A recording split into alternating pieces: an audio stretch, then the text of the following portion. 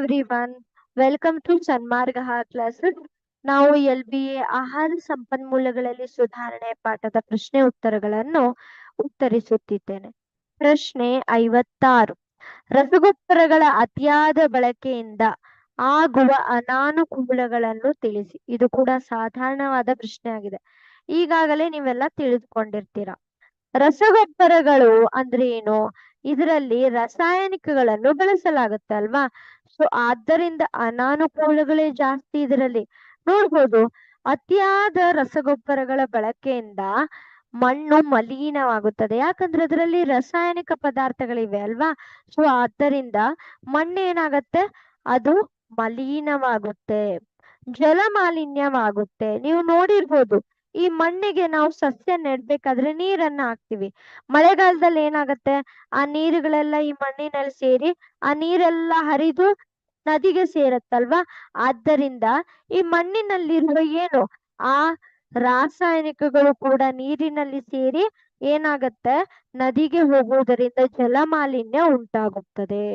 ಅದಾದ್ಮೇಲೆ ಆಹಾರಗಳಲ್ಲಿ ರಾಸಾಯನಿಕ ಅಂಶಗಳು ಅಧಿಕವಾಗಿ ಜೈವಿಕ ಸಾಂದ್ರತೆ ವೃದ್ಧಿ ಉಂಟಾಗಬಹುದು. ನೋಡಿ, ಆಹಾರಗಳಲ್ಲಿ ನಾವೇನ್ ಮಾಡ್ತಾ ಇದೀವಿ? ರಾಸಾಯನಿಕಗಳನ್ನ ಉಪಯೋಗಿಸಿ ಆಹಾರ ಪದಾರ್ಥಗಳನ್ನು ಉತ್ಪಾದಿಸುತ್ತಿದ್ದೇವೆ. ಆದ್ದರಿಂದ ಆಟೋಮೆಟಿಕಲಿ ತಂತಾನೆ ಏನಾಗ್ತಾ ಇದೆ? ಆ ರಾಸಾಯನಿಕಗಳ ಸಾಂದ್ರತೆ ಏನಾಗ್ತಾ ಇದೆ? ಈ ಆಹಾರ ಪದಾರ್ಥಗಳಲ್ಲಿ ಕೂಡ ಏನಾಗ್ತಾ ಇದೆ? ಬೆಳ್ಕೊಳ್ತಾ ಇದೆ. ಸೊ ಆದ್ದರಿಂದ ನಮಗೆ ಆಹಾರಗಳು ಕೂಡ ಮಲಿನವಾಗಿರುವಂತದ್ದು ದೊರಕ್ತಾ ಇದೆ. ಅದಾದ್ಮೇಲೆ ಮಣ್ಣಿನೊಳಗಿನ ಸೂಕ್ಷ್ಮಾಣುಗಳು ನಾಶವಾಗುತ್ತವೆ. ನೀವು ನೋಡ್ಬೋದು, ಮಣ್ಣಿನಲ್ಲಿ ಏನಾಗಿರುತ್ತೆ? ಸೂಕ್ಷ್ಮಾಣುಗಳು ಇರುತ್ತಲ್ವಾ?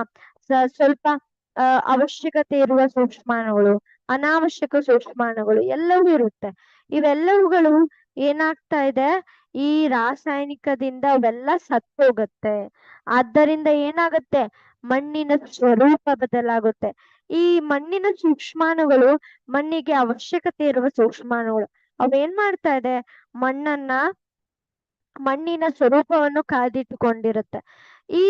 ಇದು ಸಾಯೋದ್ರಿಂದ ಏನಾಗುತ್ತೆ? ಮಣ್ಣಿನ ಸ್ವರೂಪ ಬದಲಾಗುತ್ತೆ. ಅಂದ್ರೆ ಅದಕ್ಕೆ ನೀರು ಹಿಡ್ಕೊಳ್ಳುವ ಶಕ್ತಿ ಕಳ್ಕೊಳ್ಳುತ್ತೆ, ಅದ್ರ ಫಲವತ್ತತೆ ಕಳ್ಕೊಳ್ಳುತ್ತೆ. ಆದ್ದರಿಂದ ಮಣ್ಣಿನ ಸ್ವರೂಪ ಬದಲಾಗುತ್ತೆ.